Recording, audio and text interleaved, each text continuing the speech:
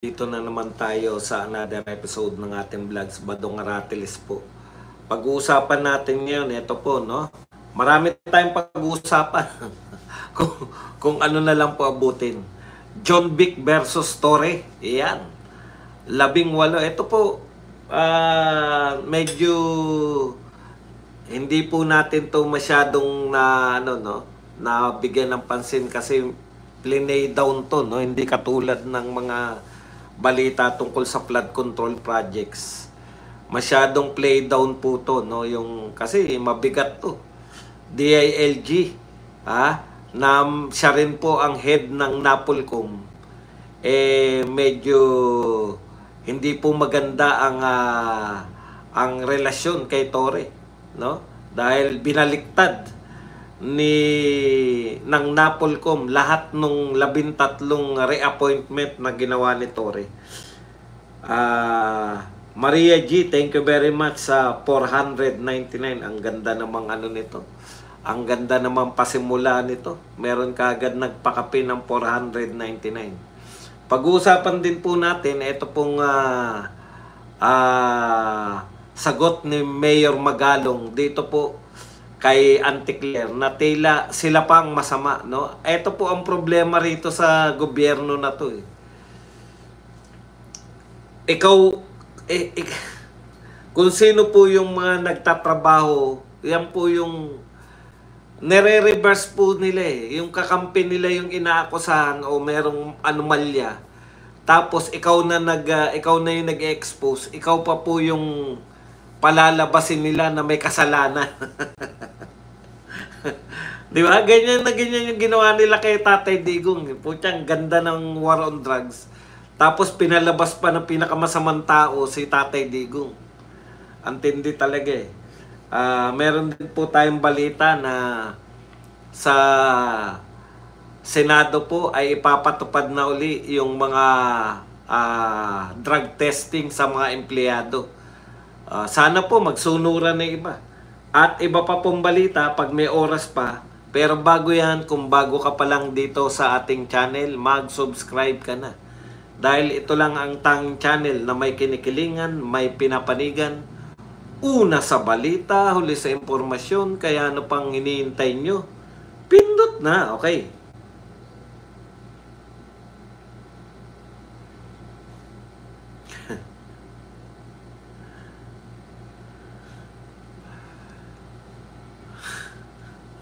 Akala ko sa ex ako na gano'n Okay, simulan na po natin, no? Ito po, marami pong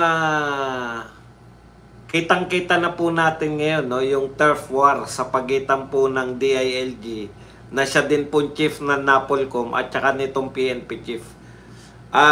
Dati po, wala po tayong naririnig yung mga dating DILG tsaka dating PNP, no? Halos, yan yung parang yung DILG halos at PNP halos hindi nagsasagutan yan kasi sa katotohanan po under ng DILG yung PNP, di ba? Pero ngayon lang po medyo mabigat to kasi masyadong sikat si Torre. Masyado rin naman yun po ang maganda. Lagi pong align. No, kaya wala tayong ganong naririnig. Magka-align po lagi yung DILG tsaka PNP. First time po naganap na sa bagay nakaraan pong DILG tsaka PNP chief. Parang pareha silang may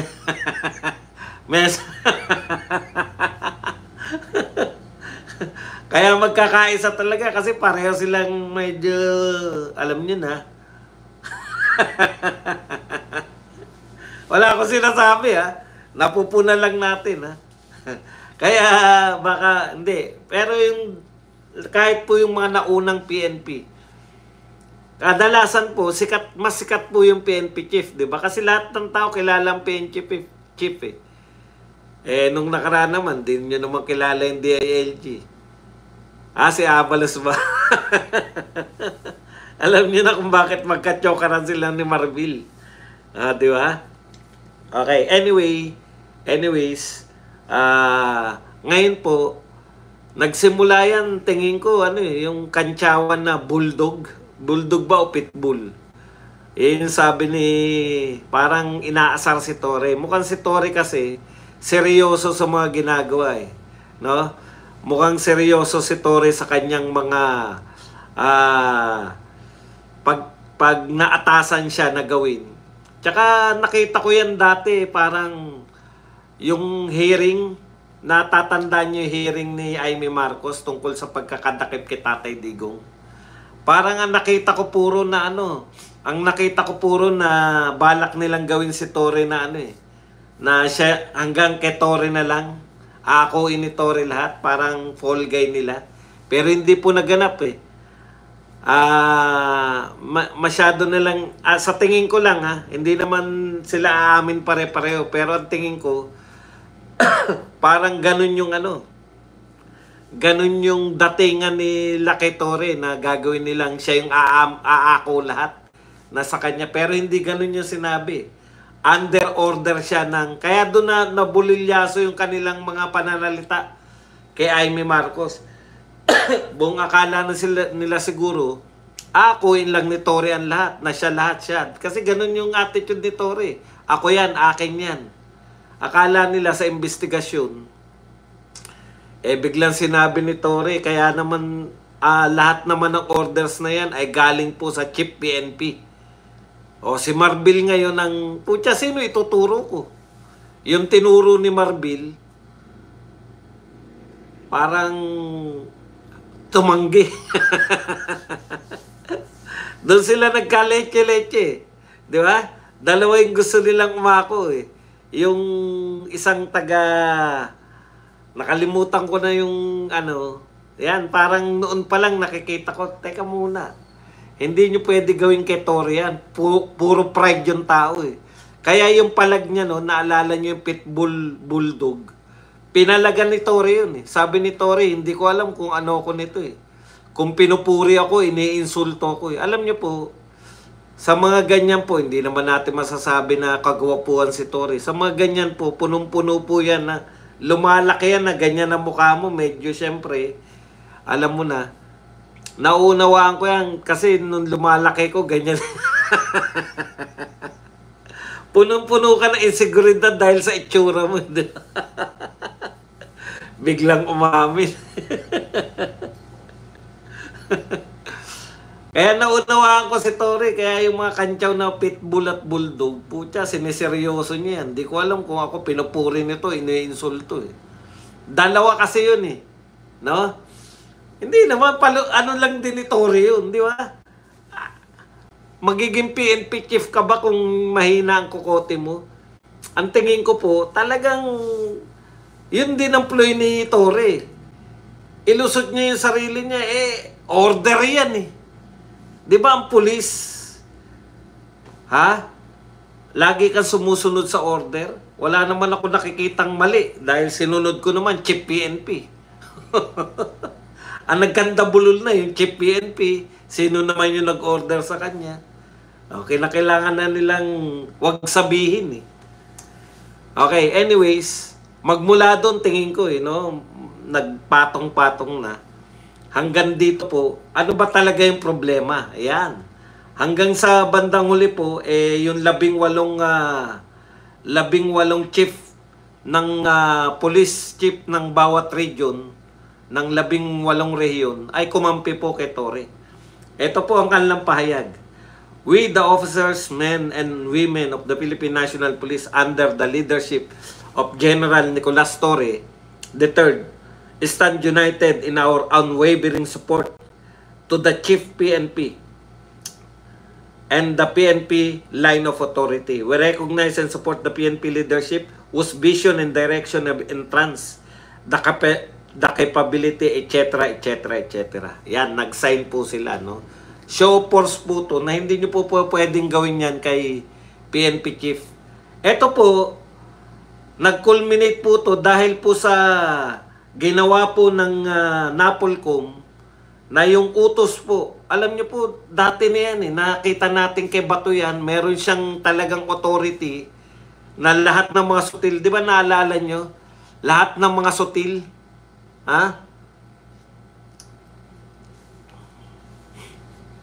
lahat ng mga sutil na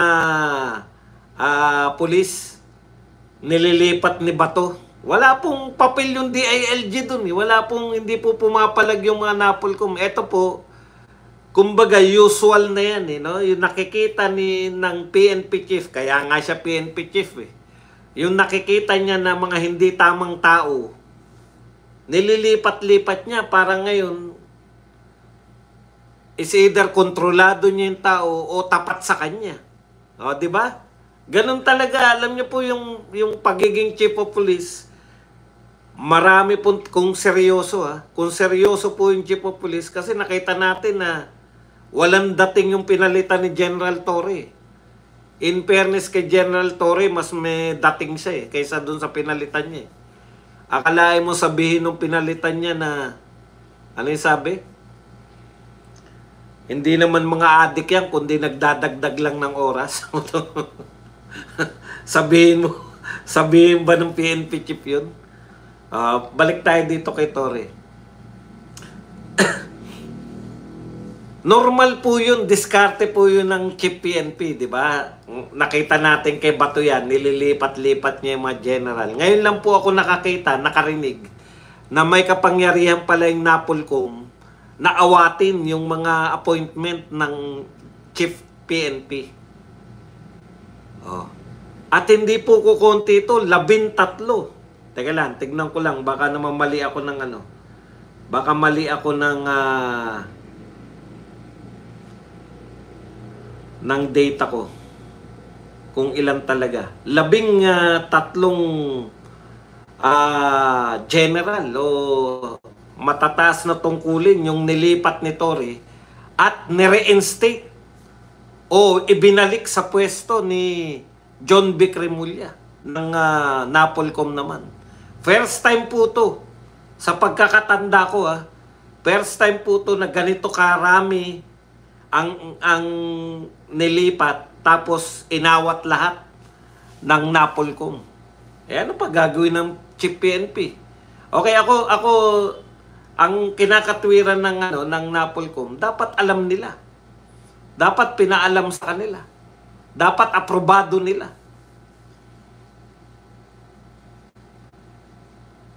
Ako, ganito ang ko riyan ang basa ko riyan Dalawa, di ba? Una, talagang itong si Torre, kung mali si Torre, talagang ito si Torre, mahilig to na mga shortcut. Hindi dumadaan, hindi kasi ako pulis, hindi ko alam kung ano nagaganap diyan. No? Hindi mo pinadaan sa mas mataas sa'yo. Hindi nila inaprobahan. Kung tama yung akusasyon kay Torre, na umaakto na wala yung mga otoridad, hindi niya back up. O sa isang banda naman kay Remulla, ba't hindi mo hayaan yung PNP chief mo?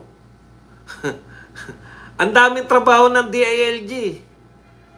Mga local government, yun ang intindihin mo. Daming problema ng local government Bakit hindi mo hayaan yung PNP mo? Ibig bang sabihin, nasasapawan ba kayo? Sapaw ba sa kasikatan? Hindi kayo ang sumisikat kundi si Torre? Si Torre napupuri ng presidente, kayo hindi. Yan lang yan Tingin ko, ano lang yan pasikatan.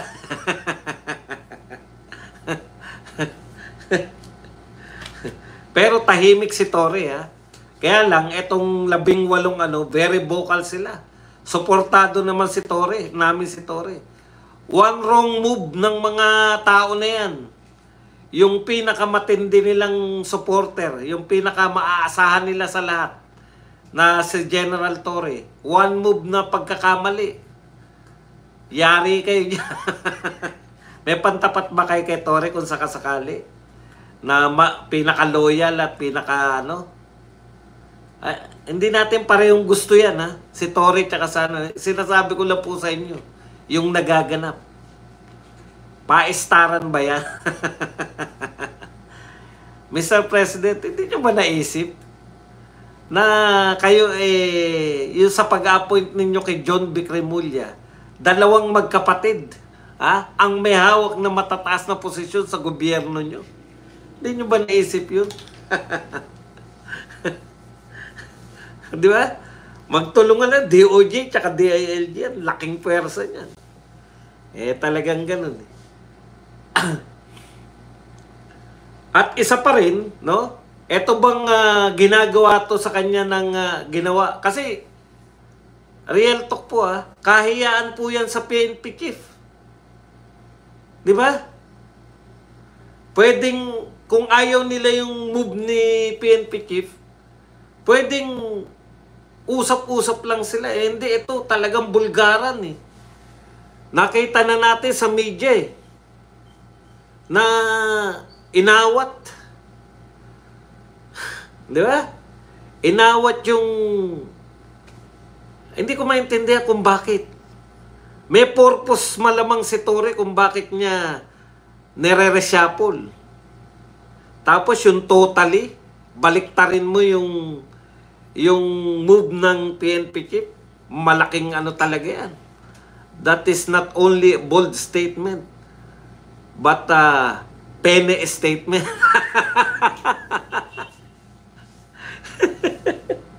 Hindi lang bold statement, pene statement pa.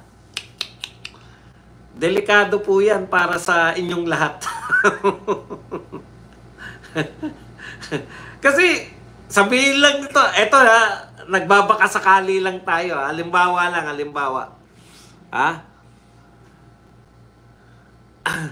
Oo, yun talaga yun. Ano mo. Di ba? O kaya, dalawa lang yan, matigas talaga ang ulo ni Torre, o kaya, talagang may pinoprotektahan sila, may gusto talaga magtrabaho ni Torre ng maayos, pero hindi siya makapagtrabaho ng mabuti dahil dito sa mga restriction na binibigay sa kanya. Napaka-normal po nun. Lahat po ng mga PNP chief before, ginagawa po yung mga reshuffling na yan para makita, di ba? Para pumabor sa kanila yung sitwasyon. Dyan na lang sa Davao, may pangyayari nga na isang araw, world record yata yung nangyari sa Davao, na sa loob ng isang araw, nakailang palit ng PNP chief.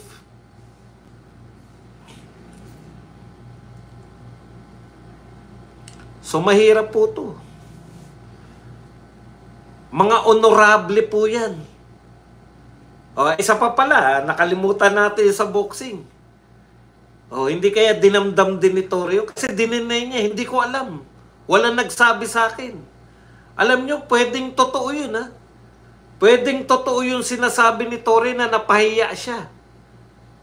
Na hindi niya alam, hindi pinaalam sa kanya ni John Vic. Dalawa lang yan Alam niya talaga, tapos sinasabi niya lang hindi niya alam o hindi niya talaga alam. Gusto lang siya mapahiya. Kasi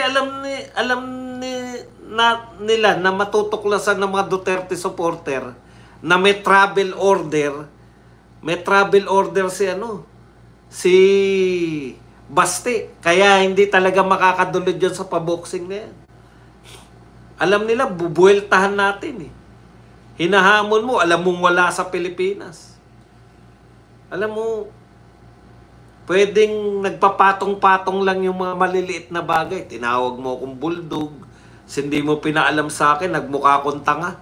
Hinahamon ko, wala naman pala. Kinantsawan ko pa na, pag naghamon ka pala, pinatulan Di ba?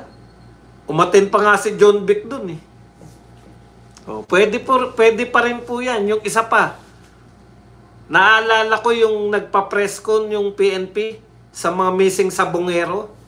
Tapos sinabihan sila ni DOJ. Kinantsawan pa nga natin. Tama ba yun?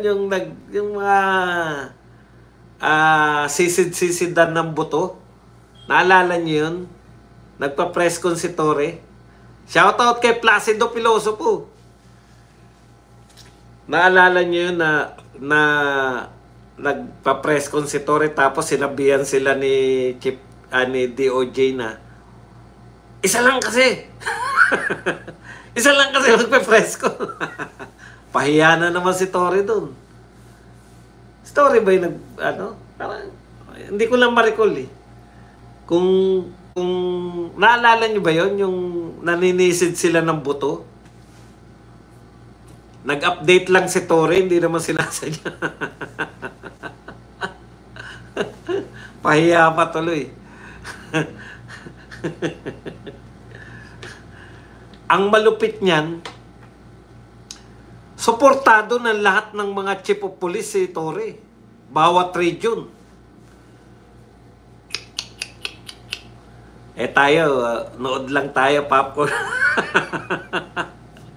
Popcorn lang tayo. May mga away na hindi tayo involved eh. Yung gustong-gusto natin yan eh. May mga away na hindi tayo involved. Tapos, nanonood lang tayo. Para pahinga naman tayo. Abangan natin ang susunod na kabanata. Ano kaya kung bumaliktad si Torre? At sabihin niya na nagsisisi ako at sumunod ako sa unlawful order. Ano lang to, wishful thinking lang to. Hindi ko sinasabing totoo to ha. Nag-wishful thinking lang ako. Ano kaya kung biglang sabihin ni Torre yun? Di ba? Nagamit ako. Ganun ba? Nagamit ako. Hindi ko talaga. Ha? Mukhang magkakatotoo ba yan? Mukhang malapit sa katotohanan eh. Welcome natin yan si Torre. Sabihin natin, maraming salamat PNP Chief sa wakas. Di ba?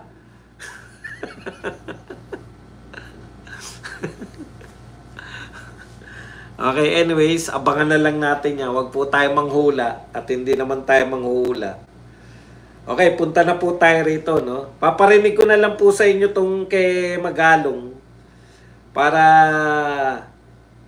maganda kasi yung straight, ika nga, straight from the horse's mouth.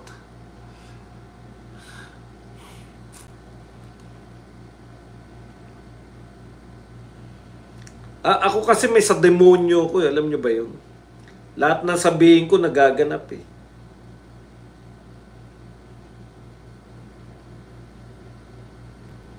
Bakit nawala na yung aking tinantusan?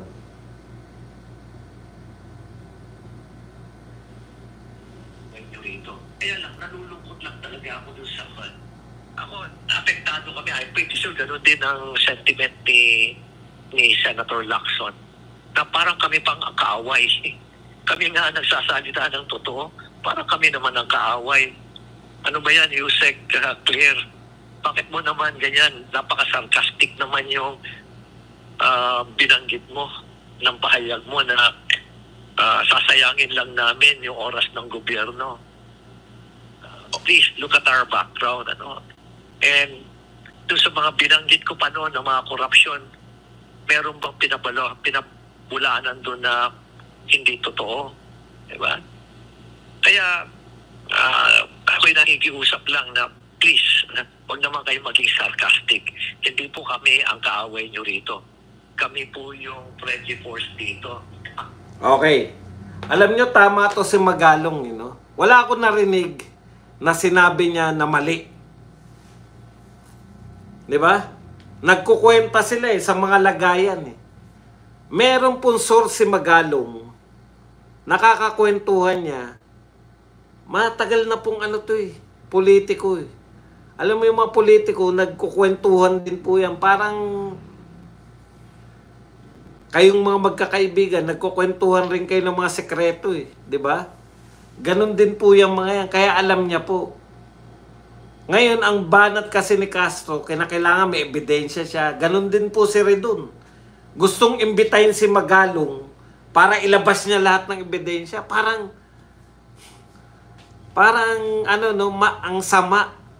ang sama mo pagka ikaw nagbulgar ka ng kasamaan dito sa gobyerno na to.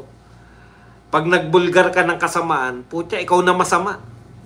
Alam niyo yun? Baliktad ang mundo eh. Imbis na pinaparangalan niyo yung mga katulad ni Magalong, imbis na binibigyan niyo ng award. Tsaka ang ganda po ng sabi ha. Maganda po yung sinabi. willing siyang mamuno sa investigasyon. Meron po siyang kakayahan. Nag-aral pala yan sa, ewan ko kung saan nag-aral yan si Magalong. Bukod po sa pagiging, di ba general yan? Nag-aral pa po yan sa Harvard yata. Marunong talaga. Marunong talaga na mag-imbestiga. Ikaw, Auntie Claire. Yun yung problema eh. May mga magagaling na tao, nagbo-volunteer, gustong makatulong, no? Nagbo-volunteer, mag-head ng investigation, may kakayahan, at meron na siyang pagsisimulan, pero mas gusto nyo pa si Redon, na walang kamuwang-muwang sa paano magsisimula. Hindi, PMAR. O tama, di ba general yan? PMAR siya.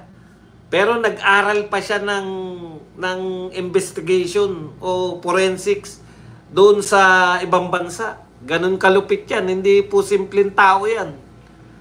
Kaya marurunong tong mga to, hindi natin tinatap. Katulad yun lagi nagbo-volunteer, gustong-gusto mag-volunteer. Si Fortune, yung pinakasikat nating ano bang tawag dyan? Yung mga tumitingin ng mga boto-boto. Forensic nga, forensic expert. Ayaw katulungin yung mga eksperto. Bawal eh. Bawal sa kanila yung... May pinoprotektahan ka ba, Auntie Claire? Sino ba? Kanino ko ba narinig? Na may pinoprotektahan ka ba na hindi yata Malacanang pinoprotektahan mo dahil sabi ng Malacanang, di ba? Ang sabi ng Malacanang malinaw, gusto nilang matuklasan yung mga magnanakaw dyan.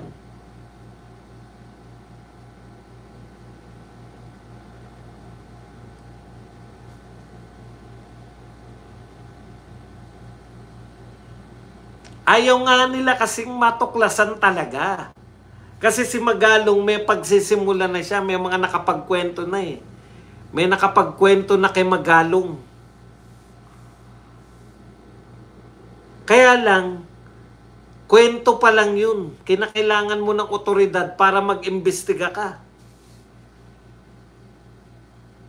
Kasi pag binigyan ka po, halimbawa, nagbigay ng special FBI National Academy sa US Boss Buds. Yan ba talaga? Kita nyo. Di ba? Meron ka ng lead. Kumbaga, may lead na si Magalong eh. Kaya lang, paano niya maimbestigan? Alam niyo po kasi yung mga binigyan ng otoridad na mag-imbestiga, pwede po silang isamo nila yan, patawag. Kasi meron sila otoridad eh. Paano ipapatawag ni Magalong yan bilang mayor ng Baguio City? Kung hindi taga Baguio yung imbestigahan niya, paano yun? Mag-isip-isip ka rin, Auntie Claire. Sabi pa ni Auntie Claire, hindi na daw dapat bumuo si Magalong ng investigative team kasi nga, Pangulo na nga eh. Pangulo na. Pangulo na mag-iimbestiga. Ang gawin daw ni Magalong, ibigay niya na lang daw Senior Crisis Management Course sa US din, Boss Buzz. Kita nyo, ang dami palang pinag-aralan niya ni Magalong. Counter-Terrorist Operation Course.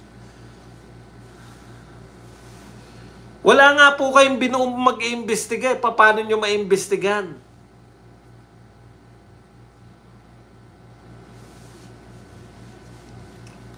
Meron po itong kakayahang mag-imbestiga.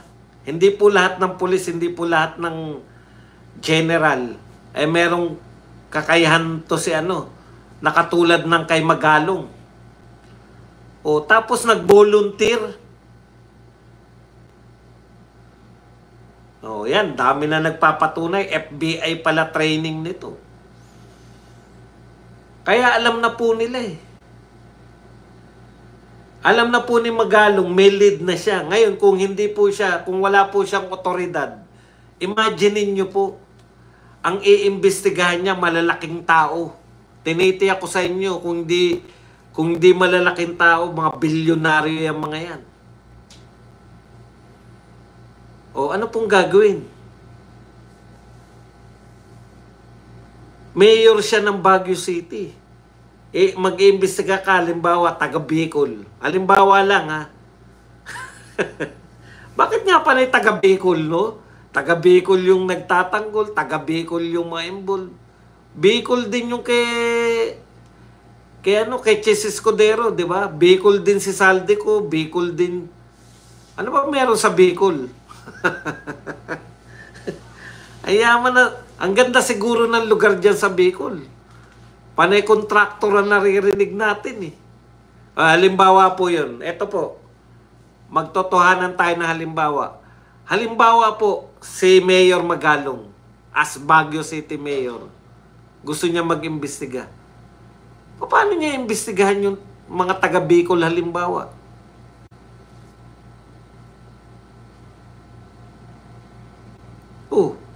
Hindi po siya papansinin ng mga taga Bicol. Baguio City ka lang, Mayor. Leni Trillanes, Bicol din. Si Dilima, di ba? Bicol din ba si Dilima? Baka mali ako.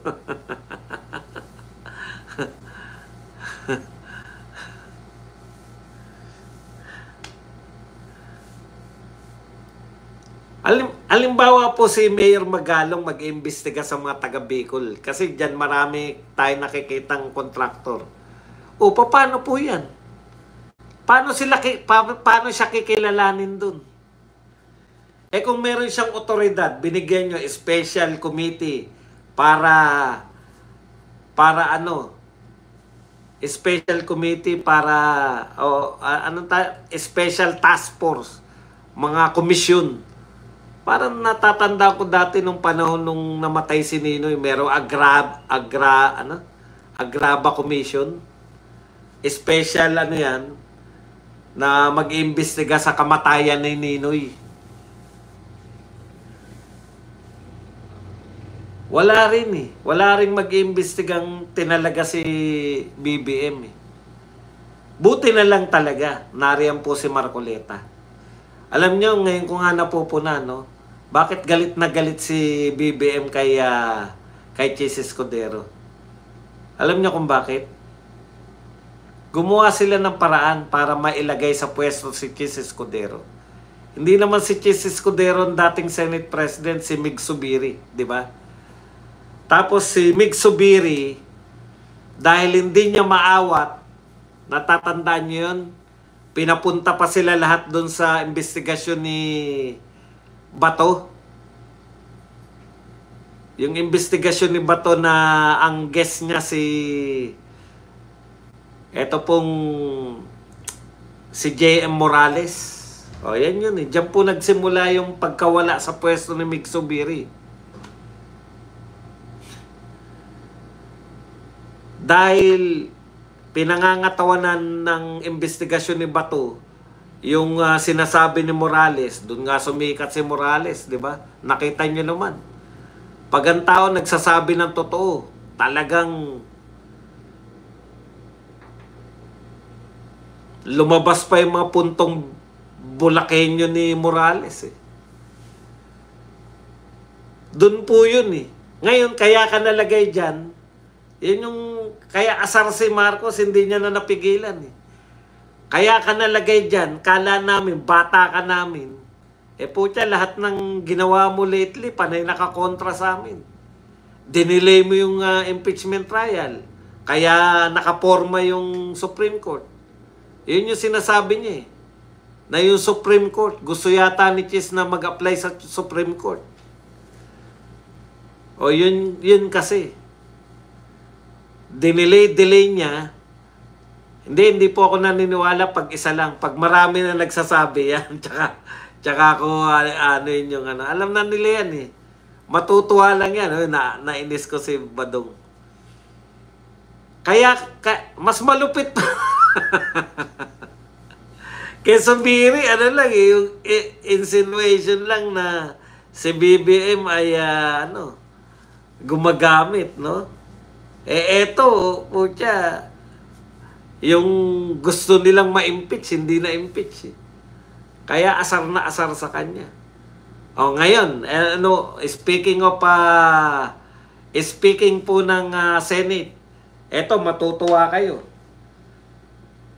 Yung mga senador po ay gustong-gusto na, no? Eto na po sila. Subiri, may panawagan po si Tito Soto. Congratulations, Tito Sen, ha? Ayan, sumuporta naman po na random drug test sa mga Senate officials. Ayan. So far naman, wala naman ako nababalitaan ng mga senador na adik. Eto po, ha. Payag po sila, yung si Mig Subiri at si Joel Villanueva, sa proposal ni Tito Soto na magkakaroon ng random drug testing sa mga opisyales dyan sa Senado. Okay naman po, yung latest po, baka may nagtatanong pa yun kay Nadia Montenegro, ano na po, pinaglib na po muna ng opisina ni Robin Padilla, ni Senator Robin Hood. Ang ganda ng tanong, di ba? Bakit sa Senate lang? Yan nga po eh. Yan yung at least meron. Ibig sabihin, mahiya naman kayo sa representative. Paano naman paano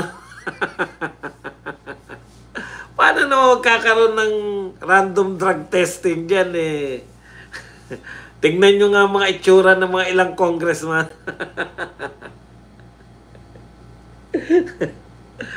Sabi nga ni General Torre, walang lahat ng adik pangit. Tingnan nyo po. Kung ako po may tutukuyin parang sa itsura pa lang, alam mo na eh. Maganda po yan, mauso. Para po pati Malacanang, pati House of Representatives. Teka pa lang muna. Eto, bigla ko lang naisip, ngayon lang nakita ko kasi ngiti ni Torre dito eh. Hindi kaya may kinalaman yung biglang, wala pong bigla pong ngayon naglabas si General Torre, di ba? Na mga pronouncement laban sa na magiging masigasig nila sa war on drugs. Hindi kaya may kinalaman niyang pag-war on drugs ni Torre? Kasi tingin ko, naman si Torre? Tapat naman siya sa war on drugs. Pinuri nga namin niya sa Birada Aguila eh. Tingin ko si Torre tapat siya ron sa kampanya niya sa war on drugs. Hindi kaya etong alitan na uso kasi. Wala naman tayong sinasabi. Uso po kasi ngayon sa pagre-resign po ni NBI chief. Uso po na pag ikaw gumagawa ka ng parehas na trabaho, pag ikaw gumagawa ka ng sa tingin mo ay tama, marami nasasaktan, kaya sisiraan ka. Torre, kung tinototoo mo yung war on drugs, katulad ni Tatay Digong, maghanda ka na ng maraming kaaway. Di ba? Si Tatay Digong, dumami ka. Hindi po dumami pera ni Tatay Digong. Hindi dumami ang pera dahil sa war on drugs. Dumami kaaway. Yan lang po ang ating topic ngayong tanghali. Pwede na kayo magtanong, pwede po kayo